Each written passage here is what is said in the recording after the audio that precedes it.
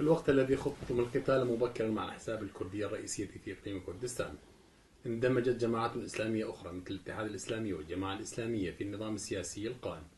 ألا ترى أن منهج السياسة السلمية أجدى ونفعا للمجتمع من الصراع المسلح؟ أولا ما خذناها نحن معه، نحن كنا في الجبال وتركنا المدن الرئيسية ولياليها الحمر لهم، لكن هم الذين هاجمونا وقاتلونا. في هجوم واحد قتلوا منا 199 وجرح 276 وأسر 386 في هجوم واحد. نحن ما هاجمناهم، هم الذين هاجموا ودافعنا عن أنفسنا. وكان أيضا في تلك الفترة أسلحة كثيرة جدا مما تركها النظام وسقطت، وما بنيت السلطة المركزية، ما في دولة القانون، وما زالت طبعا ما في دولة القانون. يعني البارزاني رئيس الإقليم كردستان، لكن لا أحد يهتم بالصوري في مناطق الاتحاد الوطني، وفؤاد معصوم ينتمي للاتحاد الوطني وهو رئيس العراق، ولا أحد يحمل صورته في مناطق بادينان، لا باعتباره رئيس العراق ولا باعتباره من قادة الأكراد. فالمنطقة هي ليست منطقة مركزية ولا قانونية ولا شيء. أنا أعتقد بالنسبة للقوى الكردية هناك أيضا تتحرك من ضمن إفرازات المنطقة، فهي من خلال رؤيتها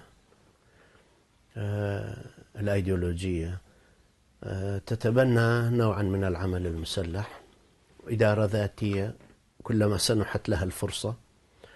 إذا كان الجيش الحر مثلا يتكون بمؤازرة من دول غربية، فهؤلاء أيضا يؤمنون من خلال أيديولوجيتهم وقراءتهم للواقع الكردي السوري ممكن أن يبنوا أنفسهم من خلال التعاون مع النظام، يبيعوا له النفط وهم أيضا ما يقصفونهم ما يقتلونهم كذا.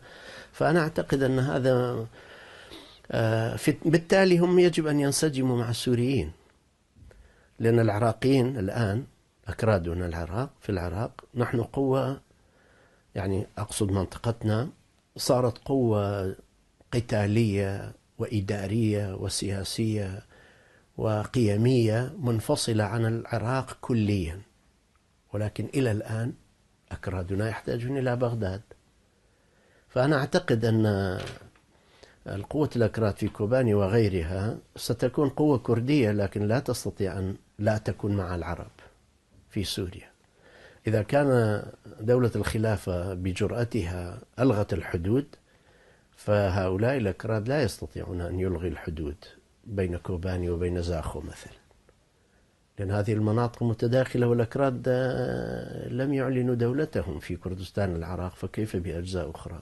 أنا لا أعتقد، لكنه ربما تكون قوة تتناور في سبيل أن تحصل على مزيد من المصالح معروفة. يعني لا توجه أي تساؤل. لا أبدا، يعني مثل ما في فلسطين واحد يلتقي بحماس في غزة يكون إرهابي، ومن هذا البلد أكثر من 50 واحد من النرويج التحقوا بمستوطنات إسرائيل، ولا من بريطانيا أو مكان آخر. فهو نفس الحالة في سوريا. من ينضم إلى الأكراد الآن هم يعلنون هذه يهودية وذاك نصرانية وهذا متقاعد من الجيش ويقاتل، بل هو عمدة لندن الآن مع كلاشينكوف ديكور ريائي يقاتل مع الأكراد ضد دولة الخلافة. فأنا أعتقد الغرب يكيل بمكيالين، هذا معروف يعني، وخوفه من الإسلام. كل من يحارب الإسلام هم معه، والنرويج في مقدمته. أينما تجد المسلمون في مكان ما رفعوا رؤوسهم وهناك أعداؤهم، النرويج مع هؤلاء، في جنوب السودان، في أفغانستان، في العراق، في سوريا، في فلسطين، في مصر.